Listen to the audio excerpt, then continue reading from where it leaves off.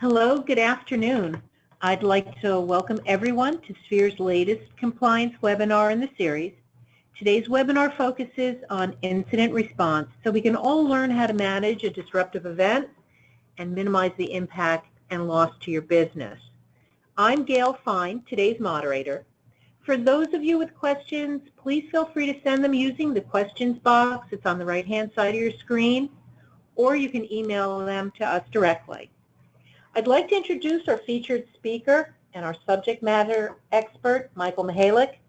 Michael is Sphere Technology Solutions Chief Information Security Officer, and he leads our CISO advisory services. He's got over 33 years of risk management experience gained from working with leading property casualty insurance companies. Prior to joining Sphere, Michael was CISO for ProSite Specialty Insurance and the Chief Privacy Officer for Tower Insurance Company of New York. We're really excited to hear what he's got to share with us today. So, Michael, the floor is all yours. Thank you, Gail. Good afternoon, everyone, and thank you for joining our webinar on incident response. A little bit of housekeeping before we start. This webinar for informational purposes only. It's not intended to be legal advice, and you should consult your own attorney regarding your own individual situation. So, if you know the enemy and you know yourself, you need not fear the result of 100 battles. This is General Sun Tzu. He was the Chinese general and a military strategist and a philosopher. This has become the CISO Battle Cry. It's about knowing your weaknesses and knowing yourself. This is really what cybersecurity is all about. So the agenda today, these are the things we intend to cover. We're just doing a quick New York DFS compliance milestone refresher. We'll go into what is incident response, what are the threat actors, why you need incident response, what is an incident, and how we should respond, the 6 steps of incident response, as well as what does the incident response team look like, common mistakes, a little bit about Sphere, and then we'll get into the questions. So from the New York DFS compliance timeline, September 1st is 73 days away. We should already have our qualified individual or chief information officer working on our cybersecurity program and policies, building the access privilege policy, as we're going to cover today, their incident response plan. And you should have key people working on the core cybersecurity functions. In previous webinars, we covered the things in green, and as I said today, we're going to be covering the incident response plan. So what is incident response management? This is from ISACA, the capacity to effectively manage unexpected disruptive events with the objective of minimizing impact and maintaining or restoring normal operations within the defined time limits. There are other definitions out there, but they basically all say the same thing. It's about restoring operations with minimal impact. So this is the one I use, and they use events here. I think incidents, and we're going to get into that, incidents are more important here. So who are our threat actors? Going back to our previous webinars, we talked about our threats. Our threats come from insiders. This is, and it could be from a accidental perspective, from a negligence point of view, mishandling of sensitive information, basically sending emails or sending things that should not be disclosed. We also have the malicious insiders. The most recent one is Reality Lee Winner. She released information about two weeks ago, and she was in the headlines. We also know about Edward Snowden and Private Manning. These are all the malicious insiders. We have criminal activity. This is, again, from loss of trade secrets or money laundering. The most recent money laundering event was with Deutsche Bank at the beginning part of this year. And in that case, New York DFS fined them a substantial amount of money. Threat of funds, or theft of funds, I'm sorry. This is ransomware. WannaCry was the most recent big attack that we saw about 2.5 to 3 weeks ago with WannaCry. We also have denial of service and distributed denial of service attacks. And if you recall, last year around October, we had the DIN denial of service attack, which basically impacted the Eastern Seaboard and migrated into the Pacific Coast. where you couldn't basically do anything online. We had extortion. Ransomware is an extortion, and so is the Sony hack, was an extortion attempt. We have hacktivism, which is really done mostly by anonymous. They do things because they want to do things. They're taking a stand on a particular cause. It's really not motivated by money, but they are doing things in that area.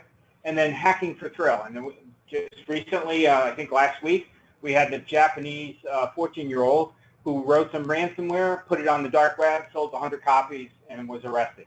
So we do have a very broad threat landscape. All right, what is incident response? Well, the first thing is we know incidents will happen, and it's a question of not when, but not a question of if anymore. It's a question of when. And it's a crime scene. When an incident occurs, it's got to be treated like a crime scene. So what does that mean? We have to go in there and preserve evidence. We have to investigate. If we have if somebody has caused a substantial damage to us, we want to go after that person and try to recover that money back. We need to do something, and we need to know what that is. So we're going to go through what do we do and how do we do it. So this is not a goal of incident response. Sorry, we're closed. This is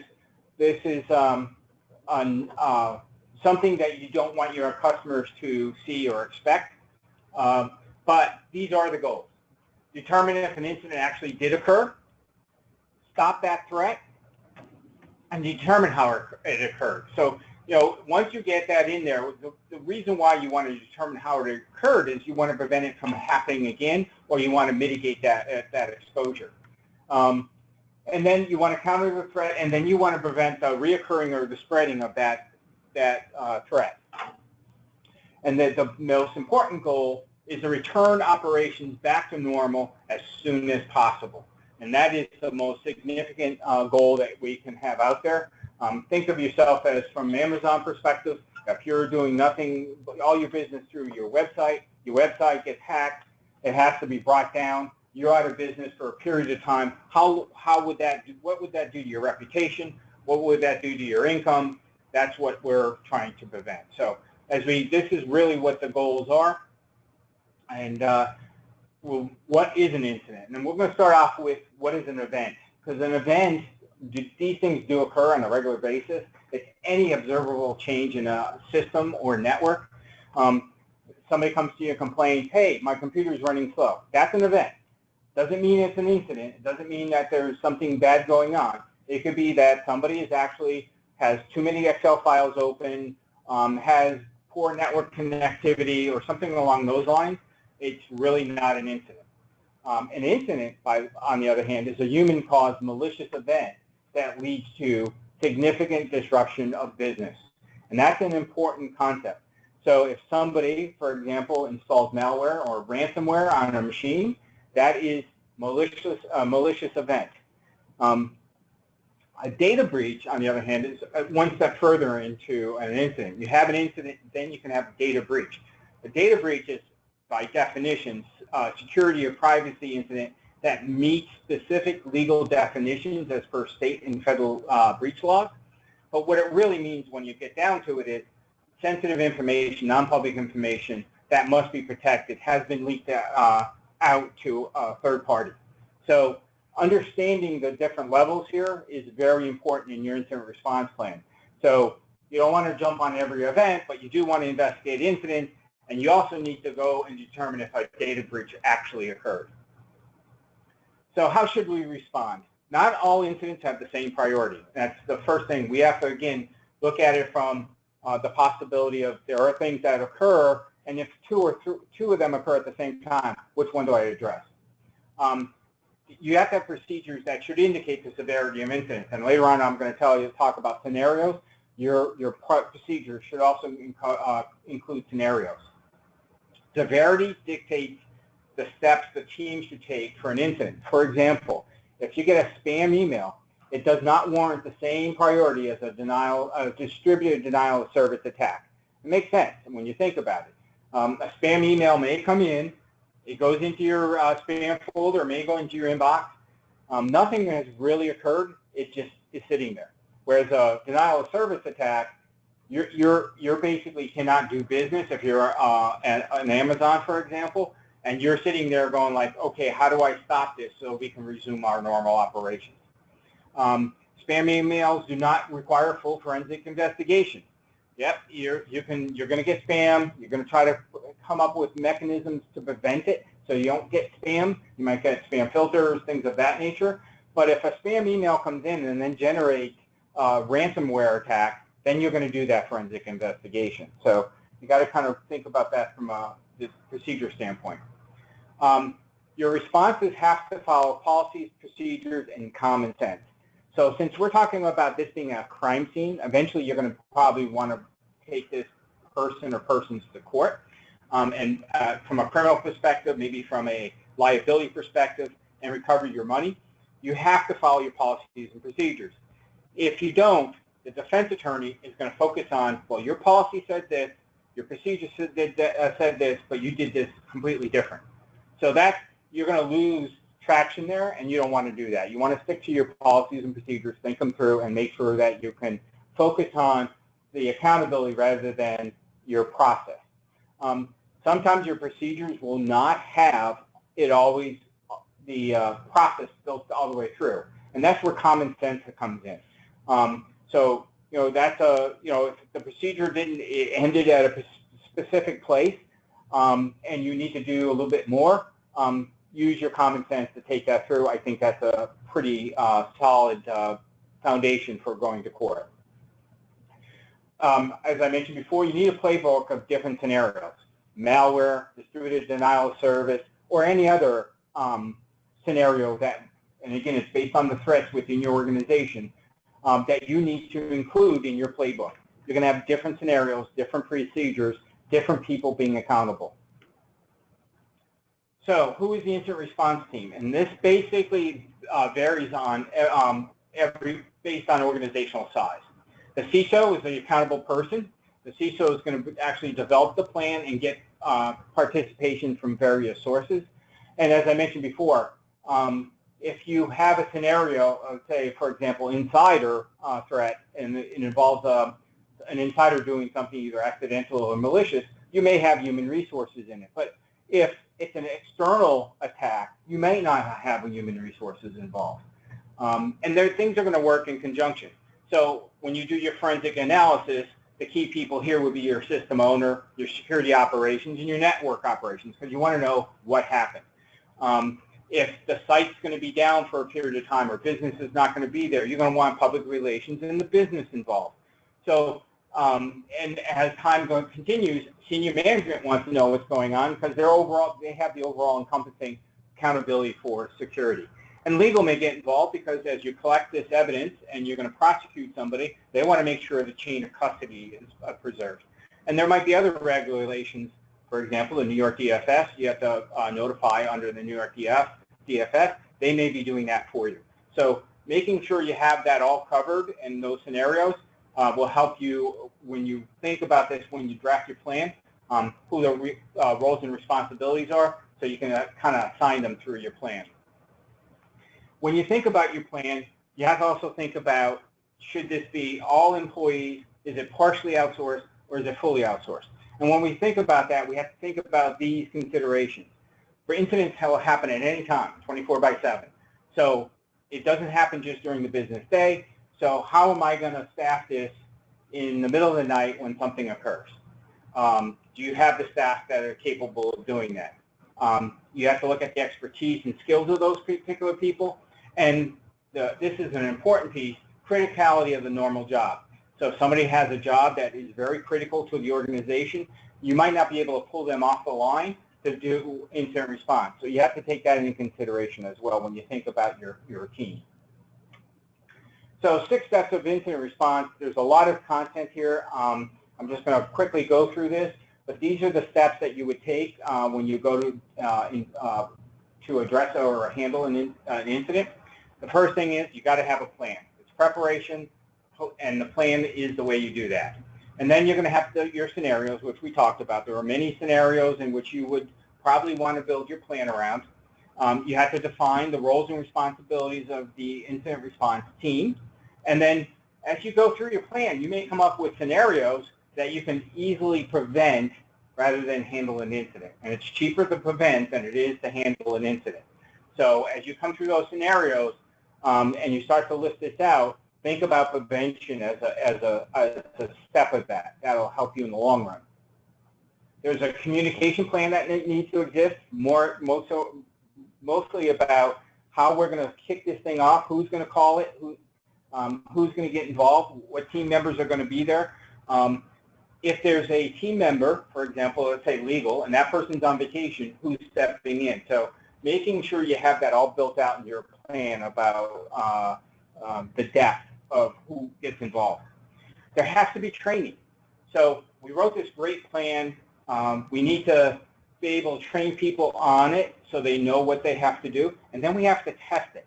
So when we test it, we want to run it through and make modifications based on that testing. Maybe it didn't work that well. Maybe it did.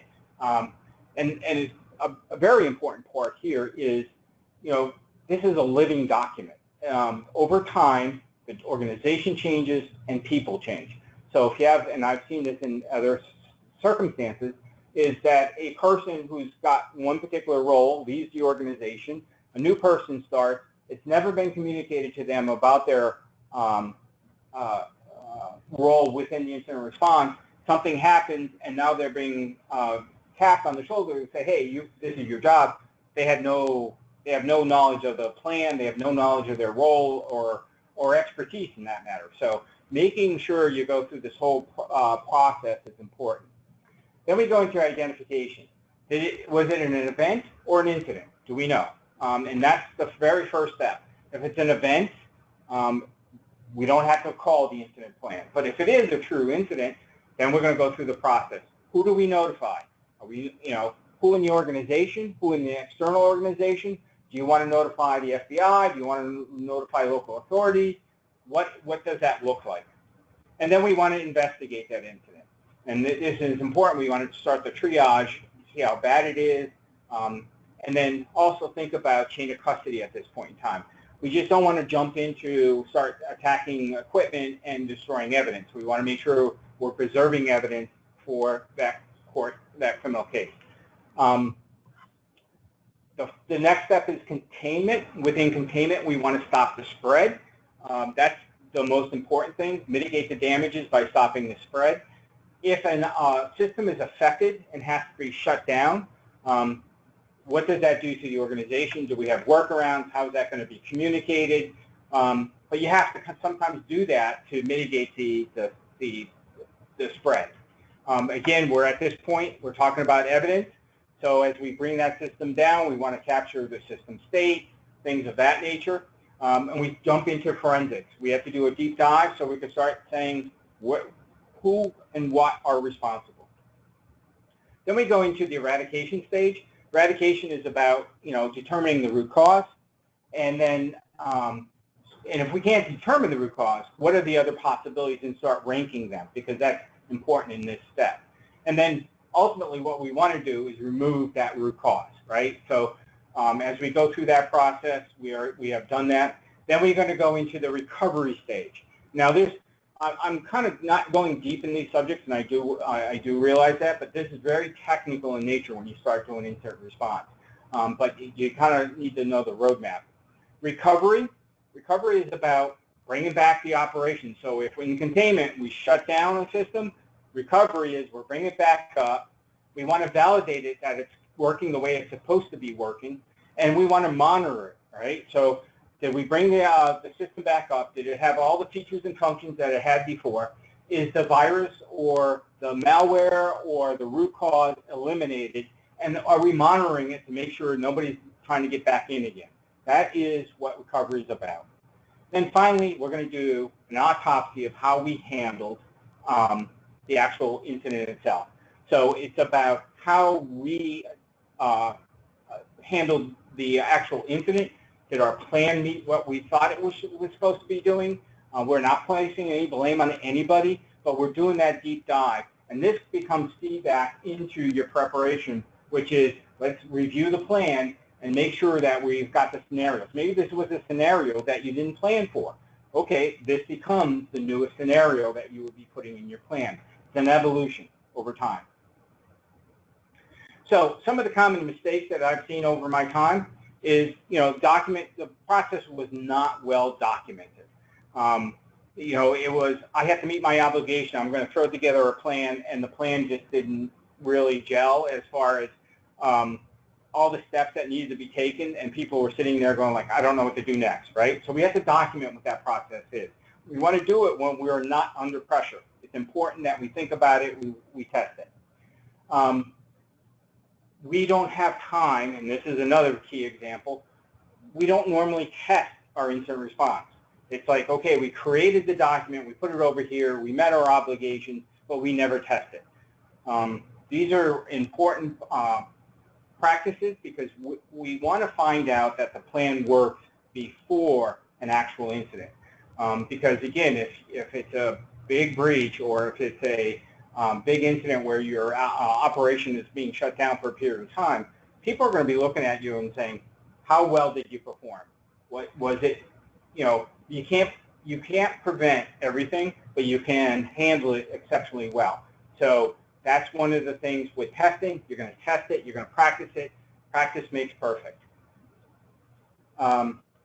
Poorly defined team roles and responsibilities, and with this I would also add to that rotation of responsibilities. People leave the organization, new people start. Are we training them? Are we teaching them? Are we making sure that they are aware of their responsibilities and clearly defined roles, right? Because we don't want legal doing the forensic analysis, but we want legal to look at it from a compliance perspective. We have an obligation to report data breaches under New York DFS within 72 hours. That's something that we make sure we got to tag them in. And sometimes attorneys are not working on the weekend, so how do we get in touch with them? So those are the things that, making sure everybody's aware of what's going on. Definition of an incident is too broad. We want to make sure our resources are aligned to the incident. So for example, in this particular case, if you're spending a lot of time investigating events rather than an incident, that's not a good use of our time. So we want to make sure that incident is defined, and part of your procedures should document what you would consider an incident and what you would consider an event. And then this way, if something particularly occurs in that area, I have to call my incident response plan together and notify people because this falls into that category. Lack of threat information. So if we don't know who's trying to attack us, that is going to impact your scenarios. So if you know, and pretty much every organization today knows, ransomware is on the horizon. It's a common threat. It's very easy to use. The 14-year-old in Japan even created some. So knowing what that threat information is a better defense to what you want to protect against. So as you go through your plan, you start to look at your threat information. That threat information turns into scenarios. Those scenarios turn into preventive measures first, and then if not, incident response second. We do not measure the time and cost associated with handling an incident. This is key. It takes time, it takes money, it takes special skills to handle an incident. And if we don't factor that in to our costs, so if you ever went up to a senior manager and say, hey, I want to buy this as a preventive measure, well, that's great. It's going to cost you money. We don't want to do that, whatever. This is a factor that needs to go into your business case, because if you can estimate the time and the costs associated with handling the incident, you might have spent that money more wisely on preventing the incident. So it's an important factor, and as new things keep coming up and new costs keep coming up, it can help you with your business cases. So with that, you need to know your enemy, you need to know yourself, know your weaknesses, and know your threats. It's not a question of if anymore. It is a question of when. Is somebody going to accidentally click on ransomware? Is somebody going to attack my website and do a denial of service? History is out there. You could, as you go through and keep abreast of all the incidents that are going on, it's important to keep abreast of that. You will be able to kind of look at those scenarios and say, I need to protect myself from that. It's prepare, prepare, prepare. You know, you think about simple things. A painter comes in, he's going to paint your wall. He wants the first part of the estimate is about preparing the wall. Then it's painting it, and then, maybe the cleanup. It's all about preparation. You want a good job done, you got to be able to prepare for it. If you don't, it's going to come out shoddy. So it's important that we constantly prepare, reanalyze, reevaluate our program. Know what the incidents are versus an event. Key here, you don't want to waste your time and resources on events. Things that don't need attention shouldn't get it. Things that do need attention should get it. Prepare includes education. Everybody needs to know their responsibilities around security. Everybody needs to know their roles and responsibilities. I've done a phishing test in my prior life where one of the things I wanted to test was whether or not people reported that phishing exercise, right? Because if people don't report it, you can't respond to it. So doing that kind of analysis within the organization and telling them it is their accountability. We're not going to point blame at them for clicking on it. It's more important that we protect ourselves from doing that. So making sure that is part of your educational process so that you can then respond to that incident. And you need to have the right skills, whether it be staff or outsourced, to do incident response. There's a forensic piece of this that's very technical in nature, and you may have those skills inside. You may not, but know where your weaknesses are around that so you can better handle that. So how can Sphere help you with the New York DFS compliance? Well, we can help you conduct a cybersecurity assessment. You need to know your weaknesses. That's where we can come in and help you get visibility to that. We can help you establish your cybersecurity program based on your cybersecurity risk assessment. And then we can develop cybersecurity policies. New York State has, I think there are 14 of them in the regulation that basically says these are the policies that you must have in place. And then we can help you remediate access based on least privilege. A lot of what we talked about today, especially ransomware, when you think about ransomware, and we've had scenarios where, ransomware attacks the local computer and any file shares that are persistently attached to their computer. So think about, and I handled a case where, they attacked a finance department and their finance share was also encrypted, not just the laptop, but the share. What would that do to an organization if it was on the last day of the close, right? So mitigating this is about least privilege. If they don't need access to that file share, why do they have it? It does not come into play when something attacks their laptop. So, that's a defense in depth mechanism. It's not going to prevent ransomware, but if they did get ransomware, it's going to mitigate it. So looking at least privilege is important. We can help you create a third-party information security policy. And again, this is no different. This is your external insider, right? This is somebody who's working on your behalf, who has access to your systems, who has access to your data in some cases, that can expose your information. So building a third-party information security policy and program, we can help you with that as well. Security awareness training program and policies, we can help you design that. We will not actually do the training, but we can help you go through some kind of vendor selection process. You need to understand what the corporate goals are, your compliance objectives are, so that you can build your program to make sure that everybody's getting the word of what their management's expectations are. And then we can help you develop a cybersecurity incident response plan. We are not going to be doing the actual incident response, but we can help you build that plan. And finally, the most important, we can help you report to your company's board or governing body on your overall cybersecurity risk and progress of your cybersecurity program. So with that, I'm going to transfer this back to Gail.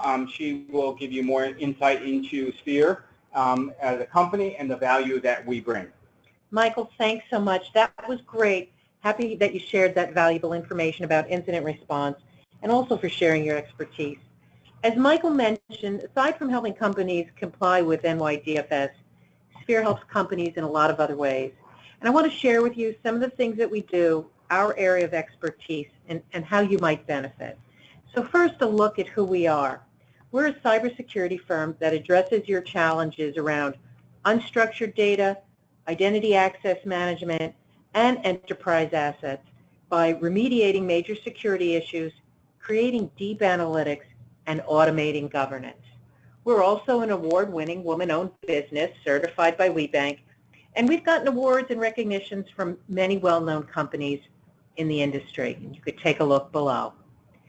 But primarily, we address technology challenges in 3 ways. And first and foremost is our services. We have hands-on engineers and analysts that'll be able to solve complex problems.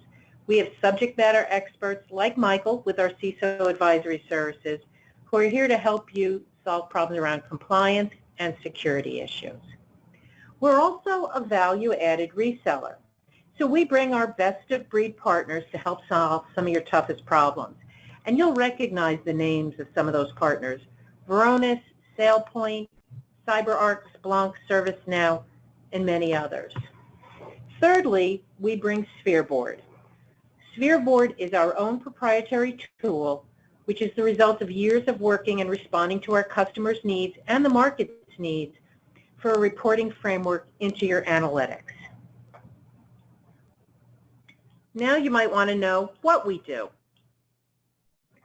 Data, systems, and assets.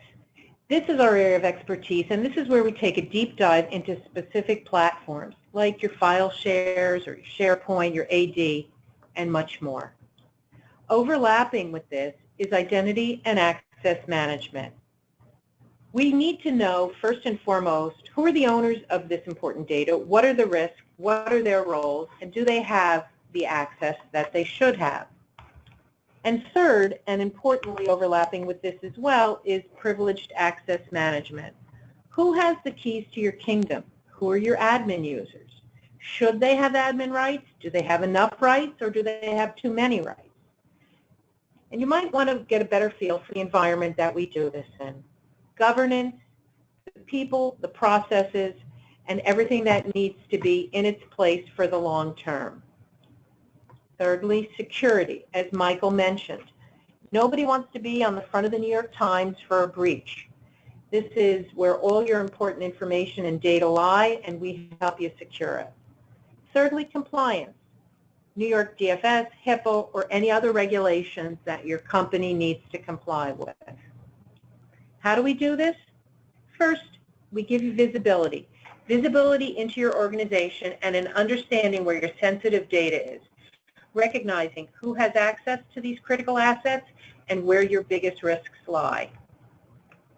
Then we'll develop a policy for you, and this policy will put a plan in place to secure that information. And thirdly, and almost most importantly, remediation. We come in with a SWAT-like team approach and fix those issues and make sure that your environment is standardized and remediated. We're not just going to hand you documents and tell you what the problems are. We're going to come in and clean it up. Our subject matter experts have done this again and again and again. And finally, automation. After remediation, we automate the process so that when people leave a company or join a company, that clean environment is maintained. That's a little overview of who Sphere is and what we might do to help you. Now, let's take a look at some of the questions that have come in. Thank you, Gail. So the first question to come in for you, Mike, who is responsible for putting an incident response plan together, and who would lead this effort if I don't have a CISO? Very good question. So typically it's the CISO who is responsible for drafting the incident response plan, but if you don't have a CISO, somebody within the organization who understands the information technology environment needs to lead the charge. And I've seen where the CIO or a CTO might jump in, or even somebody as far as a vice president of infrastructure kind of jump in and build that. But you have to build the program. Okay, thank you, Mike. And our next question is, can you explain the difference between a breach and an incident? Sure. So a breach is an incident, first of all. But an incident is basically that somebody has done something to your organization that's causing some kind of disruption. And a breach goes one step further. The disruption also includes the loss of sensitive information, leaving the organization its unauthorized access and use.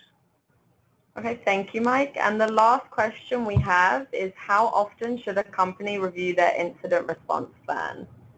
Good, another great question. So at a minimum, the company should review their incident response plan at least annually. But there are many other triggers for the year that might have the opportunity to review your plan. For example, if you do have an incident, and again, it's an incident, not a breach, data breach, that's a great opportunity to take a look at your plan and see that how you handled it within that. It may be a brand new scenario, and that becomes a new scenario within your plan. The other triggers are as people in the organization change, is another reason why you would want to review your plan, because the role of let's say a primary let's say a system owner is now replaced with somebody else. You would like to get that person on board, review your plan and update your plan. And the organization changes too. Business is not static, so as the organization changes, you roll out new systems. That's another opportunity to look at your incident response plan. Okay, that's all the questions that came in, so thank you, Mike. Now we have some tools that can help you out. If you go to our website, you can download a free readiness assessment tool to assess your compliance with the New York DFS requirements. Our next webinar in our Sphere Board Friday series will be on July 14th at 10 a.m. We'll be discussing how to get answers from your Active Directory group owners about group membership, use case, and more. And for our next webinar in our compliance series, we would love to hear your interest and if there are any topics you would like us to cover. So you can email any suggestions to this email here on the screen, media@sphereco.com. So with that being said, I want to thank Mike and Gail once again. A recording of this webinar will be posted on our website within the next day or two. Thank you all for attending and have a good day.